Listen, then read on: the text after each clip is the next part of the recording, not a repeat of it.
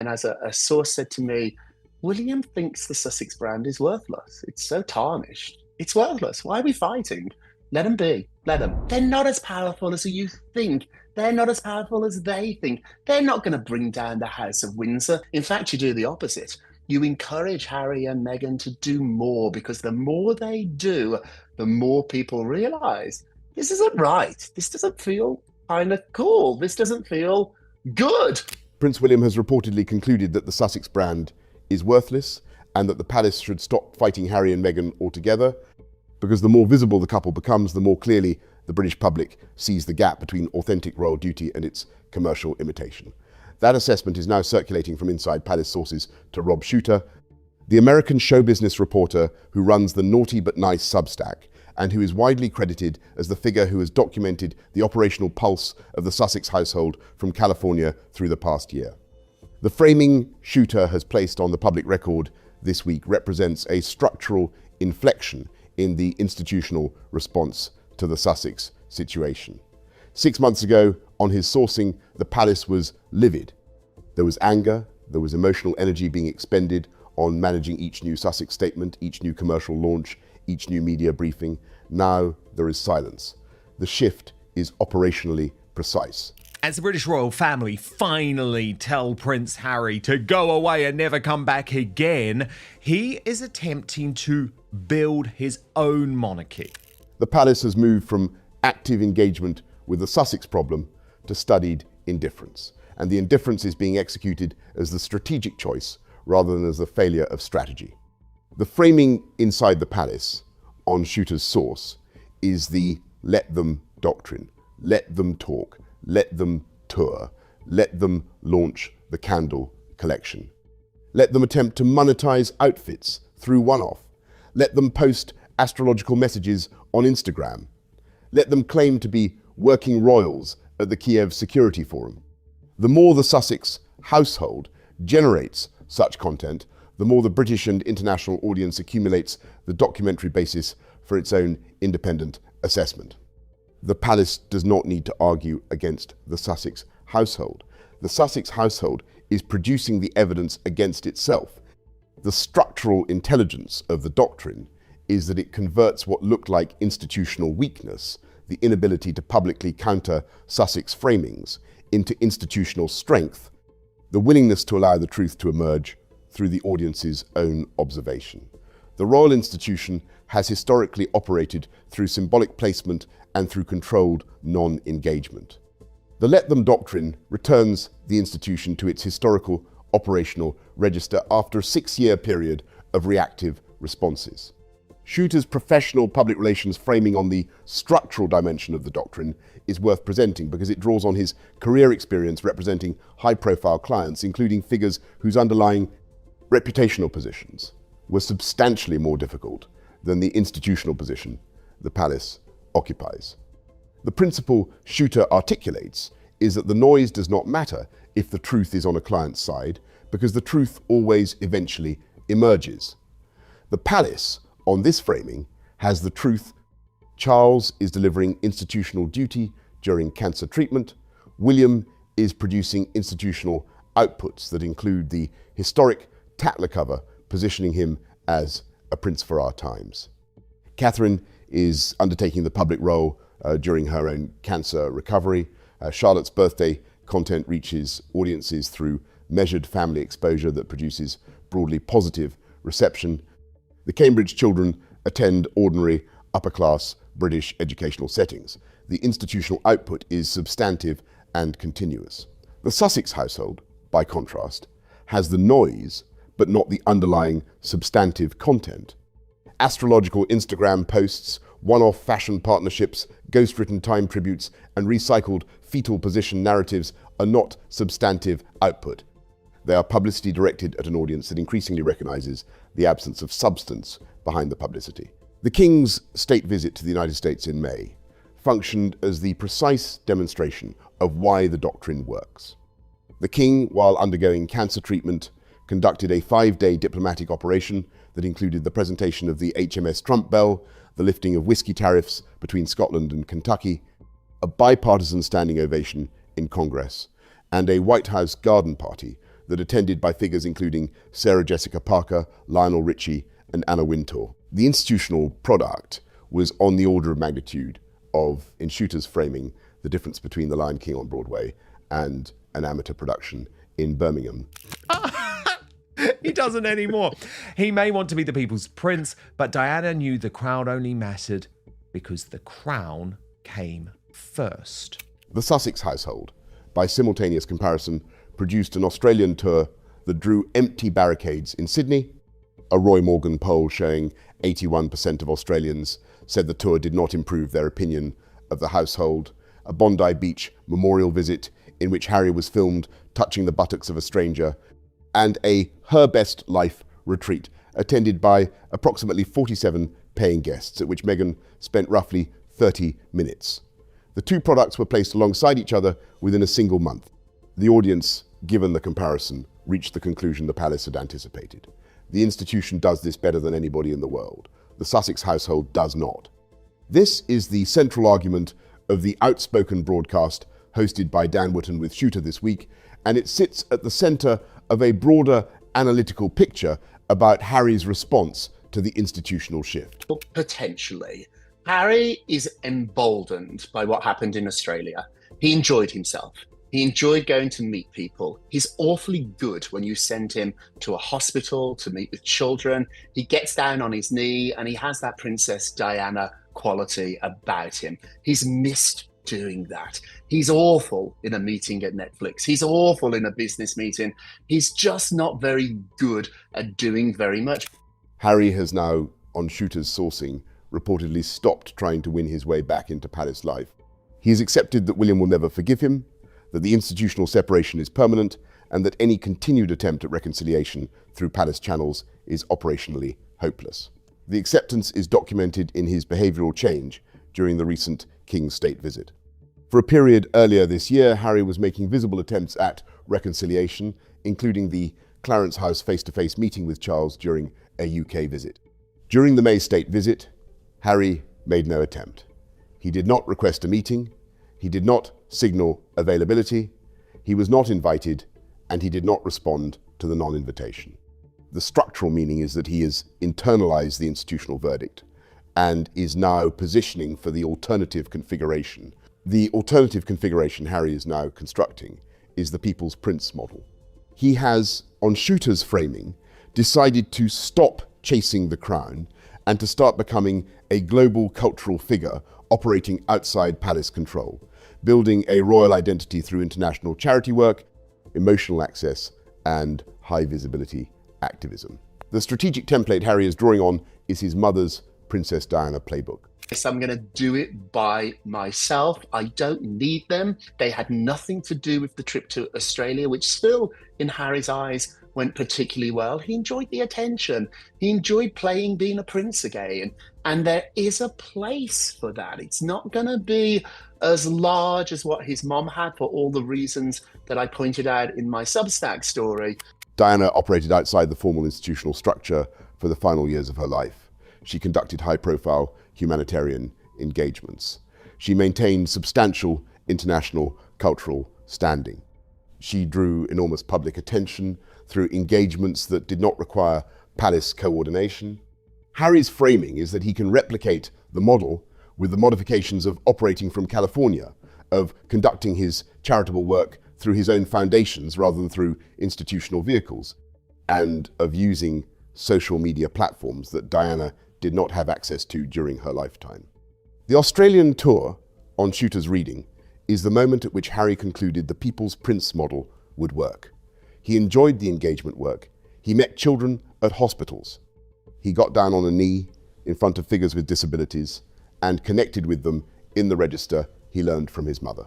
The footage of that tour produced viral content showing Harry doing what he believes himself to be operationally good at. Boy, walking behind his mother's coffin, and Harry, despite all the things he's done, we probably disagree on this one, but despite all the things that he has done, there's still part of me, Dan, that wants old Harry back, and I could forgive Harry. I think I could, because I want to believe that there's a good guy in there. As days go by, as months go by, as weeks go by, I don't know if I See, I completely couldn't, believe Rob. that anymore. You I couldn't. The structural conclusion he drew from the tour is that he can execute this work without the institution behind him, because his name alone is sufficient to generate the engagement and the audience attention. The conclusion is partially correct. Harry can execute this work. The audience response will not, however, scale to the level Diana achieved, because Diana had the institutional positioning behind her even as she operated outside it. Harry has the institutional positioning withdrawn. His ceiling is structurally lower than Diana's was. The structural problem with the Diana playbook, which Shooter identifies with professional precision, is that Diana's version of operating outside the institution differed from Harry's version in the underlying disposition. Diana believed in the crown. Diana understood the institution's value. Diana frustrated the institution and modernized it, but she never lost sight of the fact that her eldest son would one day inherit it. Her rebellion came from within the system she was committed to. Believing that he was going to lose Catherine, the Princess of Wales, because of her cancer fight. And actually, that hardened his resolve, Rob, rather than actually made him want to forgive Harry or bring Harry back into his life. It was actually like, no, I want to keep this guy out because I need to focus on what's really important. And Catherine's really important. My children are really important. My father's really important. The framing one source has now given Shooter captures the distinction precisely. Diana bent the institution. Harry keeps trying to burn it down. Diana operated as a monarchist who pushed the monarchy in directions she believed it needed to go. Harry operates as a figure attempting to position himself as the alternative to the monarchy, drawing audience attention through opposition to the institution rather than through productive challenge to it. The structural difference produces different audience receptions. Diana's audience experienced her as the conscience of the institution. Harry's audience experiences him as the resentful expatriate. Shooter's structural summary of the personal resource difference captures the operational gap. Diana had emotional intelligence, discipline, and restraint. Harry has resentment, a production team, and a podcast deal. Diana's emotional intelligence allowed her to read rooms, anticipate audience responses, and calibrate her public expressions for maximum impact while remaining personally controlled. A living ball of stress is unforgivable given that they were battling forms of cancer, Rob, which are exacerbated by, guess what? Stress. And so I can't forgive it. And I think other people will too. And for me, I don't think that Meghan Markle is to blame for everything that Harry did. Like, I think she's a completely appalling woman who manipulated him in a lot of ways. Discipline allowed her to maintain her institutional position, even during periods of intense personal difficulty. Restraint allowed her to choose her interventions for moments at which they would produce structural effects rather than at moments of personal grievance. Harry's resentment functions as the constant emotional weather of his public output. His production team converts the resentment into commercial content. His podcast deal monetizes the commercial content into revenue. The structure converts personal grievance into commercial product, but the product itself reflects the underlying resentment in ways the audience cannot ignore. Diana produced engagement. Harry produces grievance dressed as engagement. The Catherine cancer dimension Wotton raises is the structural feature that has hardened William's resolve against reconciliation, and Shooter's analytical engagement with this point is worth presenting. William, during the period in which Catherine was undergoing cancer treatment, faced the operational possibility of losing his wife. Catherine's diagnosis was serious enough to warrant the period of public withdrawal that produced the temporary public anxiety about her condition. That Harry was a good guy when he wasn't, and they did. They can do it again. And so if Harry has the right people around him, he's never going to win back everybody he lost. But in this world, you can make a really good living off a small percentage. Now everything is niche. It's much smaller. William's framework during that period was reportedly one of strategic focus. He could not afford to dissipate emotional or strategic energy on the Sussex situation when his wife's medical condition required his attention.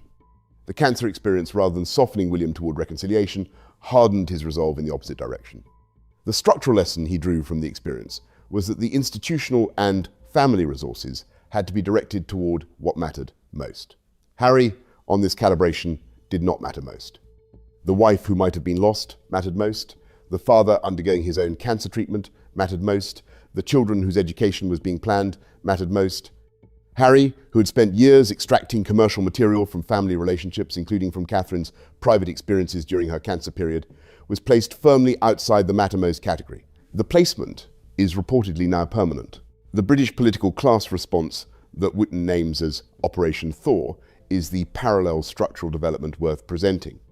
Multiple senior British political and journalistic figures have publicly suggested that Harry could be welcomed back into the institutional fold if he separated from Meghan. When the king came here, he didn't even care. Like, he's not even trying anymore. For a minute, he was making a little effort, maybe not that big an effort, but now he's figured out, and not for the right reasons. He didn't want to make friends with his dad because he wanted to be a good son. He wanted to make friends with his dad because he wants to be a quasi-royal. He's now figured out after Australia that the worst lesson he learned in Australia was there is a role for him, and he can do all this without the palace. The Spectator magazine, edited by Michael Gove, has published this framing. Former Prime Minister Boris Johnson has indicated similar sentiments. Senior politicians, including Shabana Mahmood, the current Home Secretary, have engaged with the question of Harry's possible reincorporation. The structural premise of the Operation Thaw framing is that Meghan is the variable that has driven the deterioration of Harry's relationship with the institution and the British public, and that her removal from the equation would allow Harry's reincorporation. Wotton's analytical response is that the framing is inadequate to the actual record. Harry's choices were Harry's choices. The decision to participate in the Oprah interview was Harry's. The decision to author Spare and to include the family-damaging material that book contained was Harry's. The decision to extract commercial content from his mother's death, his brother's marriage, and his father's coronation period was Harry's. Meghan may have facilitated, but Harry executed. The British public, on Wotton's reading, will not accept reincorporation of the figure who made these choices, simply because the perceived facilitator has been removed. Forgiveness, if it is to occur, will require Harry himself to absorb the responsibility for his own choices, rather than displacing the responsibility onto Meghan after a separation. The Operation Thaw framing also depends on Wotton's analysis, on the British public following a forgiveness lead that would need to come from Prince William. Without a clear public signal from William that he had forgiven his brother, the public would not generate independent forgiveness of its own. William's documented position, expressed through the Sandringham invitation withdrawal, the coronation exclusion plan, and the structural separation Rebecca English of the Daily Mail has reported as Harry placed to one side, is the opposite of a forgiveness signal. The cancer experience with Catherine has hardened that position rather than softening it. Operation Thaw therefore requires the figure least likely to provide its preconditions, to provide them, and depends for its execution on the political and journalistic figures most distant from the actual institutional decision makers. The framing is therefore an external commentary rather than a credible institutional pathway, and the British public, which has substantial experience reading the difference, has already calibrated accordingly. The further structural barrier to reincorporation Wotton identifies is the way Harry conducted himself during the final years of Queen Elizabeth II and Prince Philip. Both were undergoing forms of cancer-related stress in their final years, both were elderly, and both were placed under sustained additional stress by the Sussex commercial pipeline, including the Oprah interview, the Netflix docuseries development, and the early stages of the Spare project. Stress is a documented exacerbator of cancer conditions. The Queen's and Philip's final years were made operationally more difficult by the Sussex commercial output. The British public, on Wotton's analysis, will not forgive that pattern. The same pattern is now being applied to Charles during his own cancer battle. The structural reading is that the Sussex household has demonstrated a willingness to extract commercial value from the medical vulnerability of senior family members across 3 generations. The pattern, once recognised, becomes unforgivable in a way that individual incidents would not be. The Nina Meshkov broadcast appearance Wootton plays into the conversation is the structural illustration of how depleted the Sussex defence pool has become. Meshkov appeared on British mainstream television to defend the Sussex household and produced an appearance Wootton characterises as inarticulate and underprepared. The substantive content of her defence was that Harry has the Invictus Games as a positive contribution and that Meghan has suffered sexist coverage. You felt it. I felt it. 6 months ago, the palace was livid. They were angry. They were tearing their hair out. They didn't know what to do with these two. And now there's a hush. It's the let them theory. Let them. If they want to go out there and do it, let them. They're not as powerful as you think. They're not as powerful as they think. They're not going to bring down the House of Windsor. 2 people from California running around Australia. It doesn't matter. The structural problem, which Wootton identifies, is that Meshkov could not name a single positive contribution Meghan has made beyond the assertion that the criticism is unfair. The contrast with the institutional figures is direct. Wootton can list multiple substantive contributions by Prince William, by Catherine, by Charles, by Camilla, by Princess Anne, by Edward and Sophie. Each name produces a list of duty achievements. Meghan, even from her allies, does not produce such a list. The structural meaning is that the public-facing defence of the Sussex household has now reached the point at which the defenders cannot construct an affirmative case. They can only assert that the criticism is unfair. Shooter's professional response, drawing on his own public relations career, is that defending clients in the absence of substantive achievement to defend is an unsustainable communications position. The truth, in PR terms, eventually emerges, and clients who depend on the truth not emerging are clients who are operating against the eventual outcome. The Meshkov closing threat, that there are plenty of royal secrets to come out, believe me, is the additional structural detail worth noting. In the world, look at that picture. Harry and Meghan can never, ever give us that. And the palace has finally figured out their power. And I'd forgot it too. I'd forgot it because I was so annoyed with them. How do you handle them? How do you punch back?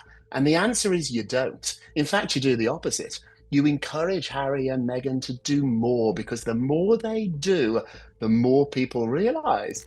The threat is consistent with the broader pattern of Sussex side defenders treating the existence of unpublished material as an instrument of pressure against the institutional response.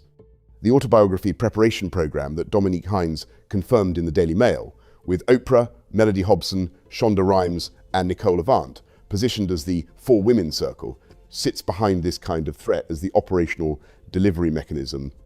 The threat operates whether or not the underlying material exists in the form the threat implies, because the institutional response has to be calibrated against the possibility that it does. So once again, the House of Windsor have won this. They're going to win this. These two are going to become more and more irrelevant. And as a source said to me, William thinks the Sussex brand is worthless. It's so tarnished. It's worthless. Why are we fighting? Let them be. Let them. The Scobie commercial flop data point is the closing structural illustration of how the Sussex Defender ecosystem has thinned. Omid Scobie, the Sussex household's most consistent ally in American royal journalism over multiple years, published a recent book that has reportedly ranked at approximately 25,000th on the Amazon list. Shooter's own novel, Started with a Whisper, has by contrast reached the top 10 on Amazon and was briefly number 1.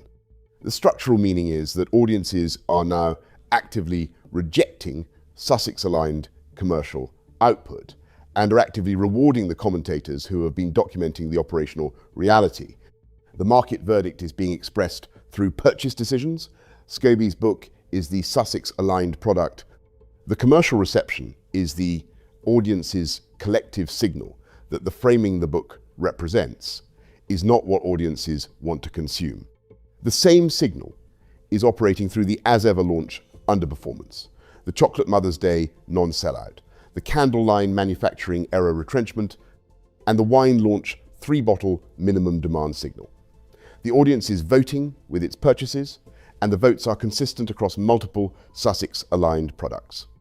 But it's very much this idea that Catherine was threatened in some way by Harry and Meghan, and that's what resulted in all of this. Nina Meshkoff is the latest going out there in the British mainstream media. You probably wouldn't have seen this, Rob. So I just want to play it to you so you can respond as to whether...